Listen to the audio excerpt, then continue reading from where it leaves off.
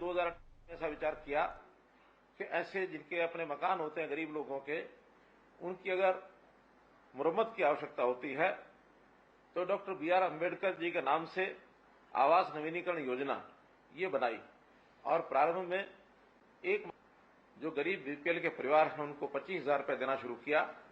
ये योजना केवल अनुसूचित जाति वर्ग के लोगों के लिए उपलब्ध थी। बाद में इस राशि को हमने बढ़ाकर 50,000 रुपये किया और अब जो भी बीपीएल के परिवार हैं, चाहे वो किसी भी जाति के किसी भी वर्ग के हों, उन सब के लिए 80,000 रुपये की राशि ये मंजूर करने के लिए हमने योजना दी है। और अभी तक इस योजना के लगभग 66,000 परिवार ये लाभार्थी हो गए हैं। गरीब परिवार को आखिर आवास चाहिए, रोटी कपड़ा भी चाहिए, ऐसी व्यवसाय के नाते से उसको रोजगार चाहिए, उसको शिक्षा सुरक्षा चाहिए। तो इन सब बातों का ध्यान रखते हुए हम आगे बढ़ रहे हैं। अभी भी बहुत से परिवार ऐसे हैं, गरीब हैं, जिनके सिर पर अपनी छत नहीं है। हमने अलग से एक प्रदेश की योजना मुख्यमंत्री शहरी आवास योजना ये बनाई है। इसके लिए जिन लोगों के अपने मकान नहीं हैं और जिनकी आय 1,80,000 रुपये से कम है, ऐसे लोगों से हमने आवेदन मांगे हैं कि इस प्रकार की योजना का लाभ कौन कौन उठाना चाहते हैं। लगभग 1 लाख परिवारों की सूची हमारे पास आई है। अभी ये पोर्टल चालू है और भी नाम इसमें आ सकते हैं, लेकिन पहले चरण में हम 1 लाख मकान, ऐसे फ्लैट्स या प्लॉट्स ये उन लोगों को देंगे जिनके सिर पर छत नहीं है। कोई भी व्यक्ति गरीब, उसके इलाज की आवश्यकता होती है तो खर्च उस पर न पड़े, तो ऐसे हमने 29 लाख परिवार 5 लाख रुपया वार्षिक उनका स्वास्थ्य बीमा ये करवाया गया। और इसके अंदर मुझे आपको बताते हुए एक प्रकार से मैं इसको खुशी तो नहीं कह सकता, ये संतोष कह सकता हूं कि लगभग 750 करोड़ रुपया हमने इसमें अभी हरियाणा के अंदर ऐसे लोगों के लिए उपलब्ध कराया है जिनको इस इलाज की आवश्यकता पड़ी है। इसी प्रकार से गरीब परिवार के किसी एक सदस्य को काम मिले, हमने मुख्यमंत्री रोजगार के नाते से मुख्यमंत्री अंत्योदय परिवार उत्थान योजना इस कार्यक्रम को चलाया है। लगभग 50,000 परिवारों को बैंक से लोन देकर के इनको काम में आगे लगाया है ताकि इनके परिवार की आय बढ़ सके। इसी प्रकार जो गरीब परिवार है उनको नौकरी के नाते से 5 अंक अलग मिले। जिसके घर में एक भी नौकरी नहीं है उसको 5 अंक अलग मिलने चाहिए ताकि उनका परिवार का सदस्य कोई ना कोई नौकरी प्राप्त कर सके, ताकि परिवार का व्यक्ति रोजगार करके अपनी कमाई करे, तब अपने परिवार का पालन पोषण करे। ये आत्मनिर्भर बना करके उनको आगे बढ़ाने का हमारा जो योजना।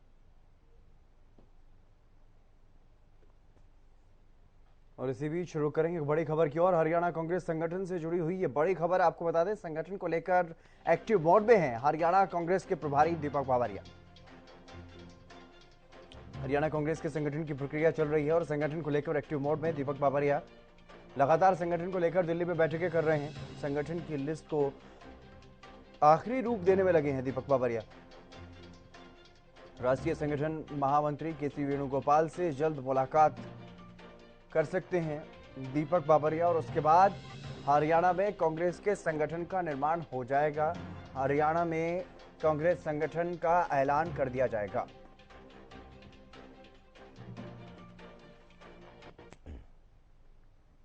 और नो हिंसा मामले में कांग्रेस एमएलए मामन खान को बड़ी राहत मिली है। मामन खान को 2 मामलों में एफआईआर नंबर 149 और 150 में जमानत मिल गई है। जमानत के बाद भी हालांकि जेल में ही रहेंगे विधायक मामन खान, उन्हें जेल में ही रहना होगा क्योंकि 2 और मामले हैं 137 में और 148 में, उन्हें अभी जमानत मिलना बाकी है, तो ऐसे में उन्हें जेल में ही अभी रहना पड़ेगा। लेकिन कहीं ना कहीं इसे बड़ी राहत समझा जा सकता है। नो हिंसा मामले में मामन खान को 2 मामलों में एफआईआर नंबर 149 और 150 में जमानत मिल गई। हमने मामन जी की तरफ से अपने केस को प्रेजेंट किया। दोनों फरीकैन को सुनकर के सुबह 11 बजे ऑर्डर रिजर्व कर लिया था जज साहब ने। अब टाइम 4:30 हो रहे हैं। अभी कोर्ट ने ऑर्डर अनाउंस किया है, दोनों केसों में मामन जी को बेल दी गई। तो ये जमानत तो हुई है कौन से केस में? एफआईआर नंबर 149 और एफआईआर नंबर 150। 2 एफआईआर और हैं, 137 नंबर और 148 नंबर। उन दोनों में हमने बेल फाइल की हुई है। जिनमें आगामी 3 तारीख लगी। हमने अपना केस ये रखा था कि मामन जी को एक ये पॉलिटिकल मोटिवेटेड केस था और इसको राजनीतिक रंजिश की वजह से इसको फंसाया गया था। इसके खिलाफ कोई एविडेंसेज नहीं थी और दौरान बहस कोई सेटिस्फैक्ट्री कोई एविडेंस पुलिस नहीं दे पाई कोर्ट को। इसलिए कोर्ट ने हमारी दोनों फरीकैन को सुन करके सुबह ऑर्डर रिजर्व कर लिया था। अब 4:30 बजे कोर्ट ने ऑर्डर अनाउंस किया था। तो मामन और हरियाणा जेजेपी के अध्यक्ष निशांत सिंह का सीकर रैली को लेकर के अभय चौटाला के आरोपों पर बयान सामने आया है। उन्होंने पलटवार में कहा कि विरोधी पक्ष को कोई ना कोई बहाना चाहिए। रैली में लोग स्वेच्छा से जाते हैं, किसी से कोई पैसा नहीं लिया गया। इसके साथ ही उन्होंने बीजेपी नेता चौधरी बीरेंद्र सिंह के बयानों को लेकर के भी बीरेंद्र सिंह से राय लेकर के जेजेपी बीजेपी गठबंधन नहीं किया गया था, यह बात उन्होंने कही है। देखिए, अगर हम ये कहें कि इंडियन नेशनल लोकदल ने ये कह दिया कि आने वाली सरकार आपकी है, तो क्या ये आपत्ति वाजिब होती है किसी पार्टी? उन्होंने तो ये कहा, बार बार कहा कि आने वाली सरकार आपकी है। मैं ये मान के चलता हूँ कि विरोधी पक्ष को कोई ना कोई बहाना चाहिए, और वो तो 23% वोट से नीचे गिर करके 1.5% वोट पे आ गए। और फिर भी अगर ऐसी बात करें, मेरा ख्याल वो आत्म मंथन करें कि वो कमी क्यों आई और उस कमी को पूरा कैसे करना है, तो मेरा ख्याल वो बेटर रहे। हमारे तो जननायक की जयंती के ऊपर चाहे वो कहीं भी मनाएं, बॉम्बे में मना ली थी, वहाँ भी लोग गए। तो ये तो लोग स्वेच्छा से जाते हैं, वो हरियाणा से जाएं, पंजाब से जाएं, राजस्थान से जाएं, कहीं भी मनाएं, किसी पे को बैन नहीं होता। ये बात कहते हुए उनको काफ़ी अरसा हो गया कि वो गठबंधन जो उनकी पार्टी ने, माननीय मोदी जी ने या और शीर्ष नेतृत्व ने हमारे साथ किया है, उसको नकारते हैं शुरू से।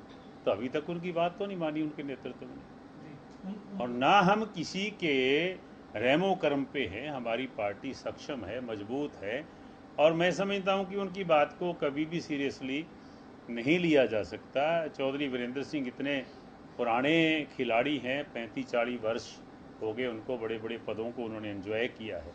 जब वो बात करते हैं तो ऐसे ही करते हैं कि सुन करके थोड़ा हैरानी सी होती है कि उन्होंने तो भाजपा के खिलाफ, जबकि उनका सुपुत्र वहाँ मेंबर ऑफ पार्लियामेंट है, तो एक अन्य दलों की मीटिंग बुला करके ये कहा कि हम एक नया दल बनाएंगे, उसमें भाजपा और कांग्रेस को छोड़ करके एक स्वच्छ साफ सुथरा दल बनाने का काम करेंगे। आपके समक्ष आपने लिखा है उनका। और उसी तरीके से उन्होंने भाजपा में रहते हुए अब 25 सितंबर को इनेलो की रैली को भी संबोधित करके आए। तो क्या कहा जा सकता है भाजपा के हैं, इनेलो के हैं, किसके हैं? क्या उनकी बात को यमुनानगर के छछरौली तहसील के नायब तहसीलदार अमित कुमार को हरियाणा सरकार ने सस्पेंड कर दिया है। कैबिनेट मंत्री कंवरपाल गुर्जर ने आम लोगों से मिली शिकायतों के बाद यह फैसला लिया, यह बड़ा एक्शन लिया गया। मंत्री कंवरपाल ने बताया कि नायब तहसीलदार के खिलाफ कई बार अपने कार्यालय में न बैठने को लेकर के और लोगों को परेशान करने का आरोप उन पर लगता रहा है। देखिए, मेरे पास काफी शिकायतें थी इसकी। काफी लंबे टाइम से लोग आके शिकायत करते थे, इनके ना बैठने की शिकायत भी करते थे कि ये ऑफिस में बैठते नहीं, काम नहीं करते, इस प्रकार की शिकायतें भी थी। और इस प्रकार की शिकायत भी थी कि वे काफी पैसे लोगों से लेते हैं। और अभी मेरे संज्ञान में एक बेड़थल का मामला आया जिसमें विरासत का इंतकाल था, तो लगभग मैं समझता हूँ 3 महीने तक इन्होंने उसको रोक के रखा। देखिए, मेरे पास काफी शिकायतें। अंबाला में हरियाणा के डीजीपी शत्रुजीत कपूर ने अधिकारियों के साथ बैठक की। डीजीपी ने बैठक में drugs crime control, cyber crime और महिलाओं के प्रति हो रहे क्राइम समेत कई मुद्दों पर चर्चा की।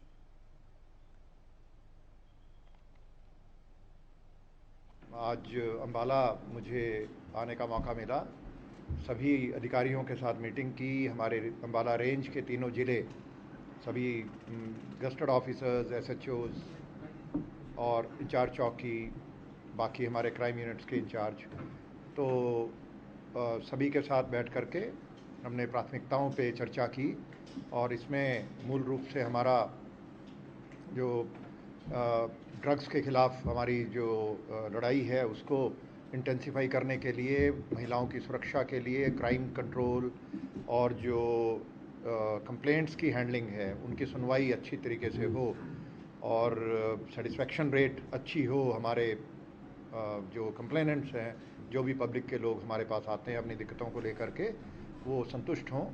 तो इन सब बातों पर हमारी चर्चा। और 2000 रुपए के नोट बदलवाने की तारीख बढ़ा दी गई है। आरबीआई की तरफ से यह बड़ी राहत दी गई है ऐसे लोगों को जिन्होंने अभी तक भी 2000 रुपए के नोट नहीं बदलवाए हैं। अब 7 अक्टूबर तक ऐसे लोग नोट बदलवा सकेंगे जिनके पास 2000 के नोट अभी भी हैं। आरबीआई ने नया सर्कुलर जारी किया है। अगर 7 अक्टूबर तक भी ऐसे लोगों ने 2000 के नोट जमा नहीं करवाए तो फिर सीधे आरबीआई के दफ्तर जाना होगा। आरबीआई की देश भर में 19 शाखाएं हैं जहां नोट जमा हो सकेंगे। 96% 2000 के नोट बैंक में जमा हो चुके हैं, लेकिन 4% अभी भी बाकी हैं। ऐसे में जिन लोगों के पास ये 4% नोट बचे हुए हैं, ताकि वो जल्द से जल्द 7 तारीख तक ऐसे नोटों को जमा करवा सके, उनके लिए यह मोहलत बढ़ाई गई।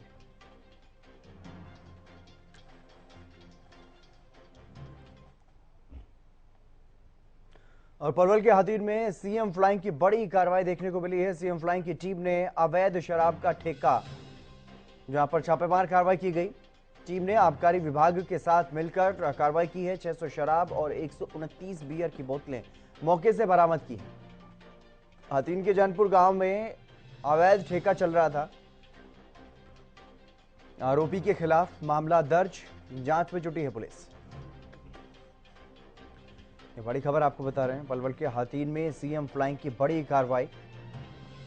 सीएम फ्लाइंग की टीम ने अवैध शराब का ठेका पकड़ा। अवैध रूप से यहां पर यह शराब का ठेका चलाया जा रहा था और इसके खिलाफ ये बड़ी कार्रवाई की गई। 600 शराब और 129 बियर की बोतलें यहां से बरामद की गई हैं। हाथीन के जैनपुर गांव का यह मामला है, जहां यह अवैध रूप से शराब का ठेका चलाया जा रहा था। सीएम फ्लाइंग की टीम ने यह बड़ी कार्रवाई की है।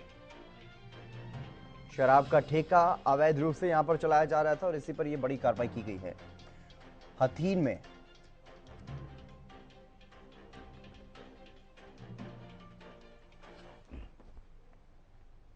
और चलिए इसी बीच रुक करेंगे एक बड़ी खबर की ओर। एक बड़ी खबर सामने आ रही है। रादौर में घर के पीछे दबा मिला लापता विवाहिता का शव। पति पर ही गोली मारकर के हत्या करने का आरोप है। एक विवाहिता का शव मिला है। शव को कब्जे में लेकर पुलिस अब जांच पड़ताल में जुट गई है। और पहला शक, प्राथमिक दृष्टि से अगर बात की जाए तो पति पर ही गोली मार करके विवाहिता की हत्या करने का आरोप है। शव कब्जे में लेकर मामले की जांच में पुलिस जुट गई है। मामले में अब जांच पड़ताल की जाएगी, उसके बाद ही पुलिस इस मामले में खुलासा करेगी। फिलहाल पति पर ही गोली मारकर हत्या करने का आरोप है, लेकिन अब मामले में आगामी जांच करेगी पुलिस और उसके बाद ही ज़्यादा जानकारी सामने आ पाएगी। रादौर का ये मामला है। रादौर में एक विवाहिता का शव मिला है और पति पर ही गोली मार के हत्या करने का आरोप है। शव कब्जे में लेकर मामले की जांच में जुट गई है पुलिस। रादौर में घर के पीछे लापता विवाहिता का शव पाया गया है। पति पर ही गोली मारकर हत्या करने का आरोप है। शव कब्जे में लेकर मामले की जांच में पुलिस जुट गई है। रादौर में घर के पीछे लापता विवाहिता का शव मिला है। पति पर ही गोली मारकर हत्या करने का आरोप। शव कब्जे में लेकर मामले की जांच में जुट गई पुलिस। ये बड़ी खबर आपको बता रहे हैं। रादौर में घर के पीछे लापता विवाहिता का शव पाया गया और इसके बाद अब पति पर ही गोली मार करके हत्या करने का आरोप लग रहा है।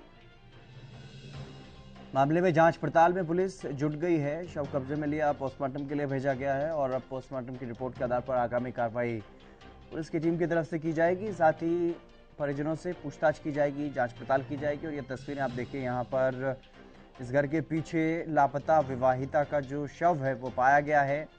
जिसके बाद पुलिस की टीम वहाँ पर पहुँची, शव को कब्जे में लिया और अब आगामी कार्रवाई की जा रही है। पूछताछ की गई है लोगों से, स्थानीय लोगों से भी पूछताछ की गई। अब जो आरोपी पति है, जिस पर यह आरोप लग रहा है कि गोली मारकर के हत्या शायद पति ने ही की है। कुलदीप सैनी हमारे संवाददाता हमारे साथ जुड़ गए अधिक जानकारी के साथ। कुलदीप, क्या कुछ ज्यादा जानकारी इस मामले में? बताया जा रहा है आरोपी पति ही है, पति ने गोली मार करके हत्या की, इस बारे में क्या कुछ ज्यादा जानकारी? बिल्कुल, देखिए हितेंद्र, आपको बता दूं कि अभी कल ही जो है इस पति ने, जो आरोपी पति है, इसने अपनी पत्नी की जो है लापता होने की सूचना जो है पुलिस में दी थी, जिसके बाद लापता का मामला दर्ज पुलिस ने किया था। और आज दोपहर होते होते जो है इस मामले का खुलासा हो गया, क्योंकि जो मृतिका के जो भाई थे, उन्होंने जब अपने जो जीजा है, जो आरोपी है राकेश, इससे जो पूछताछ की तो उन्होंने बताया कि इसने जो सख्ती से इससे पूछताछ की तो इसने बता दिया कि उसने जो है जो रीना है, जो मृतिका, उसको जो है मकान के पीछे ही दबाया था मार के। जिसके बाद अब इस मामले का खुलासा हुआ है और पुलिस ने सबको जो है मौके से बरामद कर पोस्टमार्टम के लिए भेज दिया है। और फिलहाल पुलिस इस मामले में कार्रवाई कर रही है। पुलिस का कहना है कि पोस्टमार्टम की रिपोर्ट हत्या की वजह क्या बताई जा रही है? अभी शुरुआती जांच में जो है इसे अपनी जो पत्नी के ऊपर शक था, अभी किसी के इससे संबंध है, तो अभी इसकी शुरुआती जांच है, लेकिन अभी इस मामले में पुष्टि नहीं है, क्योंकि पुलिस ने अभी इस मामले में पूरी जांच का हवाला दिया कि पुलिस कह रही है कि पूरी जांच के बाद ही हम इस मामले में कुछ कह सकते हैं। चलिए, बहुत शुक्रिया तमाम जानकारी देने के लिए।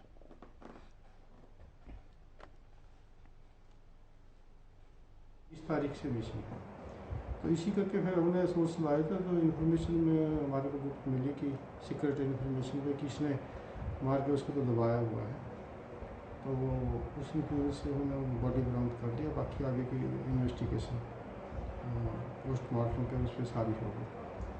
इसको गिरफ्तार कर लिया सर? नहीं, अभी तो उसको तो गिरफ्तार किया। बॉडी को बरामद कर लिया सर? हाँ, बॉडी बरामद कर लिया। पोस्टमार्टम के लिए करनाल जिले के कुछ गांवों में पराली जलाए जाने का मामला सामने आया है। जिला प्रशासन लगातार जागरूकता अभियान चला रहा है और इसके बाद भी किसान पराली में आग लगाने से बाज नहीं आ रहे हैं। यह तस्वीरें भी कुछ सामने आई हैं, जहां खेतों में पराली को आग के हवाले किया गया और इसकी वजह से काफी प्रदूषण फैलता है। इसीलिए हिदायत दी जाती है, किसानों को जागरूक भी लगातार किया जा रहा है, लेकिन उसके बावजूद भी कुछ किसान हैं जो परंपरागत तरीके से अपनी पराली को आग के हवाले कर रहे हैं।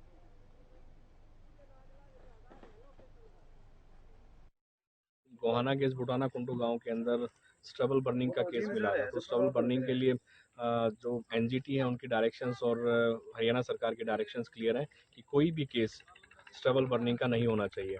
तो जैसे ही हमें इसकी लोकेशन मिली, सारा जो ऑफिसर्स हैं कंसर्न सभी डिपार्टमेंट्स के और पुलिस प्रशासन है, वो सारे का सारा यहाँ पहुँचा और इसमें जो पेनल्टी का प्रावधान है वो पेनलाइज किया जाएगा। और इसके अलावा अगर फिर से रिपीट होता है कहीं और तो उसमें एफआईआर भी दर्ज की। ये बुटाना कुंटू का है और लगभग 1.5 एकड़ का रकबा है जिसमें पराली जलाने का केस मिला। हमारे पास डिप्टी कमिश्नर साहब की तरफ से लोकेशन शेयर की गई थी, जिसके अंदर ये बताया था कि हमारे गोहाना के अंदर एक केस ट्रबल बर्निंग का है। इसके अलावा सोमोटो हम भी देख रहे हैं, एक केस और इसी गाँव में मिला है ट्रबल बर्निंग का, तो उन सभी केसेस के ऊपर कार्रवाई कर।